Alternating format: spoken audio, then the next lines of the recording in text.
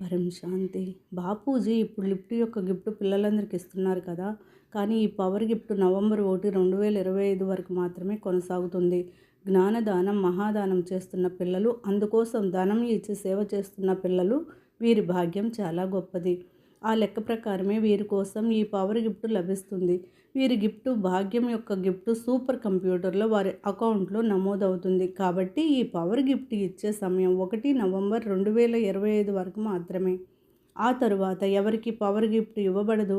ఏ gift ఉండదు, ఏమీ ఉండదు. గిఫ్ట్ అన్న పదమే ముగిసిపోతుంది. 1 నవంబర్ 2025 తరువాత ఎవరికి స్పెషల్ వరం, స్పెషల్ గిఫ్ట్ ఉండదు. సౌత్ ఇండియా, విదేశీ పిల్లలు ఎవరైనా సరే అందరికీ సమానంగా లభిస్తుంది. ఇప్పటి వరకు ఇచ్చిన డబుల్ భాగ్యం అనే వరం కూడా ముగిసిపోతుంది. జ్ఞానదానం, మహాదానం. ఈ సమయం చాలా విలువైంది. ఇప్పుడే జ్ఞానాన్ని ప్రపంచానికి అందించడానికి ధనం అవసరం. ఈ సమయంలో చిన్న చిన్న వీడియోలు, 1 నిమిషం క్లిప్స్ తయారు చేస్తున్న పిల్లలు ఉన్నారు. ప్రతి 1 నిమిషం క్లిప్స్ చేసే పిల్లలకు 2% పవర్ గిఫ్ట్ లభిస్తుంది. ఆ వీడియో క్లిప్స్ను సోషల్ ప్లాట్ఫామ్లలో పెడితే, అనగా ఛానల్ నడిపే వారికి 100% పవర్ గిఫ్ట్ లభిస్తుంది.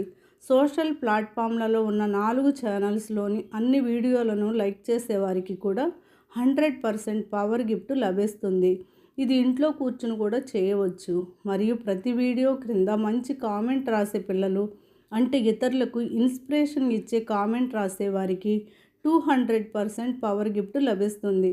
ఆ కామెంట్స్ ఏమి రాయాలో అనంత్ భయ్య మరియు సాక్షి బెహన్ చెప్తారు.